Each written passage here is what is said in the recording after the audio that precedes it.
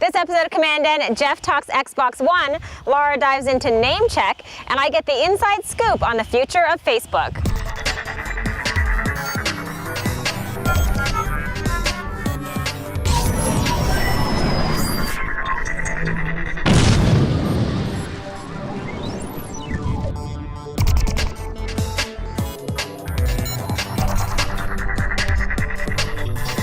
Welcome to commandN. I'm Amber. We have a great show for you today, including an interview with one of Facebook's top executives. But first, we have the news with Jeff and Laura. Thanks, Amber. There's tons of news this week, as always, so let's get right into it. Music service giant Pandora has just posted their first quarter earnings and surprised everyone with a huge jump in revenue. Year-over-year revenue went up 97%, with total revenue over $125 million, according to TechCrunch. While streaming music services Pandora and the hugely popular Spotify are still not available in Canada, we're loving Rdio and Songza, so there's definitely a music discovery market up north that some companies are tapping into. Yeah, so many great music services these days. Yahoo continues to make moves to improve its offerings as well, most recently by acquiring Tumblr for $1.1 billion. The microblogging platform is especially popular amongst youth, and Yahoo says the deal will grow its audience by 50% and allow Yahoo to integrate its personalization and search technology into Tumblr. The U.S. Department of Energy loaned electric car maker Tesla over $450 million, and the company has just finished paying back the money 9 years ahead of schedule. This makes Tesla the first American automaker to repay a loan received through the Advanced Technology Vehicle Manufacturing Program. The sudden cash flow is thanks to a stock offering last week that raised over $1 billion. Tesla has been in this market for over 10 years and recently reported their first profitable quarter, so there is hope for electric cars. We've talked in previous episodes about Google Glass and the potential privacy issues that could arise. Well, we thought we'd share with you Mashable's humorous take on other Google Glass-related risks for users. Thank you for purchasing Google Glass. Please note that abuse of glass may cause unwanted side effects. In extreme cases, some users exhibit social ineptitude and general douchiness. Glass does not increase your attractiveness to the opposite sex. Oh, these? No. These don't have X-ray vision. Yet. Other signs include inability to maintain eye contact, constant cheating at trivia, Millard Fillmore, the Louisiana Purchase, the Kentucky Derby, Brussels sprouts, and general douchebaggery. Take a picture of this loser not wearing glass. Cooler than you. Cooler than you. Share to Google+.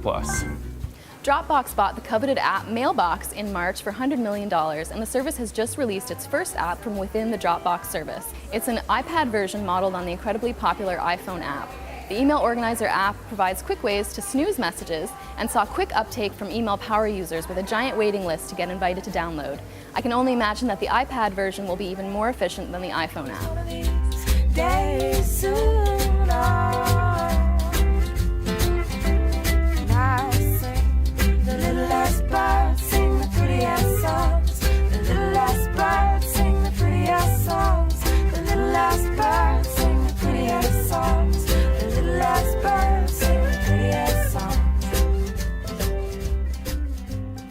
Well, another one of commandN's 2013 predictions has come to pass, with Microsoft unveiling its next-generation gaming system, the Xbox One.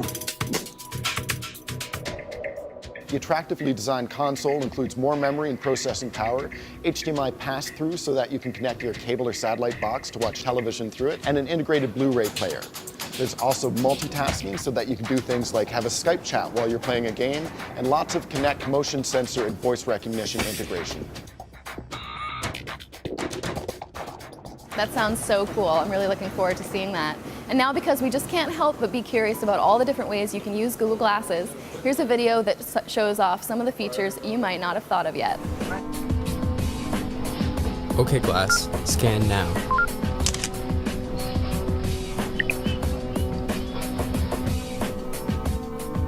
OK Glass, scan now.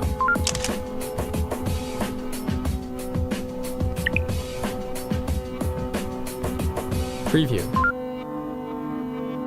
OK Glass, add to cart.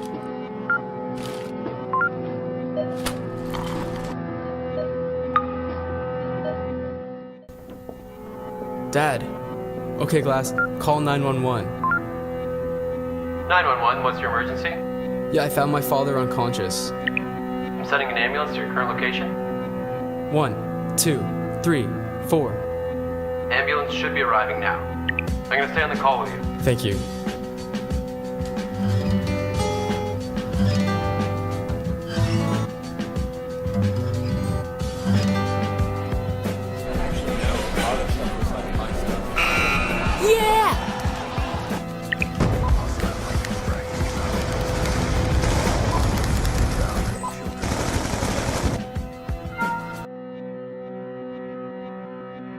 A couple of weeks ago, there was a really big conference in Toronto called Canada 3.0. I was lucky enough to MC that conference and get to meet some of the top speakers in the lineup.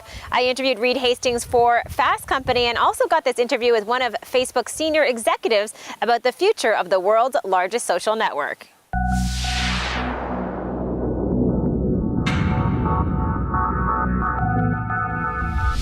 When people thought about Facebook in the early days, it was a college site, right? So it was the opportunity to connect with college students.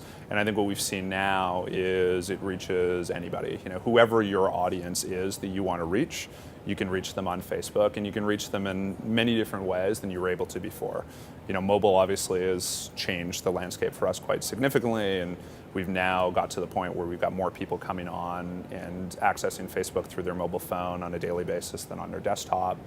And that trend is obviously not going to slow down or stop.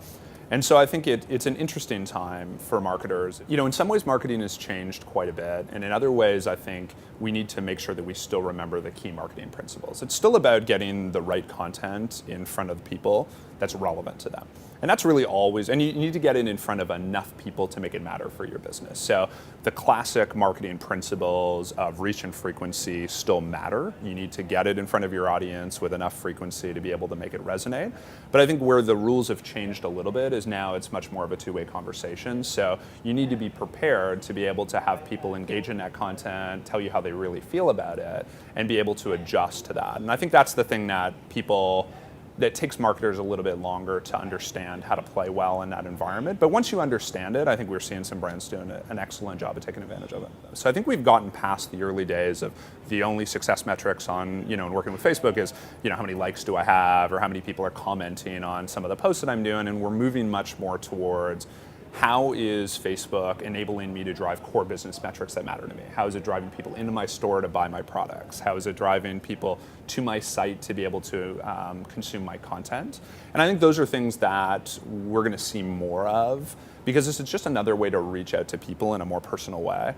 The one thing I will say on that, though, is I do think that sometimes people take the wrong approach in Facebook. When you go in there, just like building a relationship with people, right? If you and I are building a relationship, the first thing I do when I go in there is not to, open my coat and show you my 50 watches that I have on sale. We need to build a relationship, and it gives me that ability to build loyalty over time. And I think too often people look at it as just another channel for distribution. And although it does have broad distribution, I think the rules of engagement change slightly.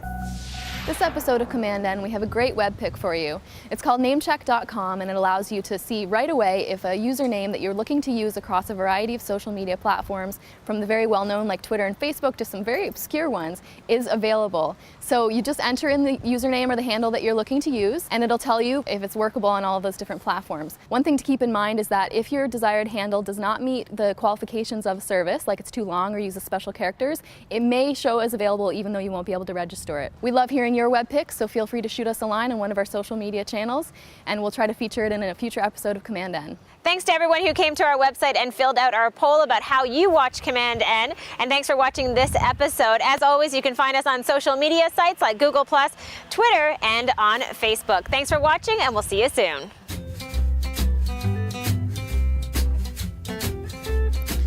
Well, I love you so dearly, I love you so clearly, I'll wake you up in the morning. I'm getting rained on, you know that, right? The sprinklers are raining on me. And you think that's funny? I got the wandering blues, and I'm gonna quit these railroads.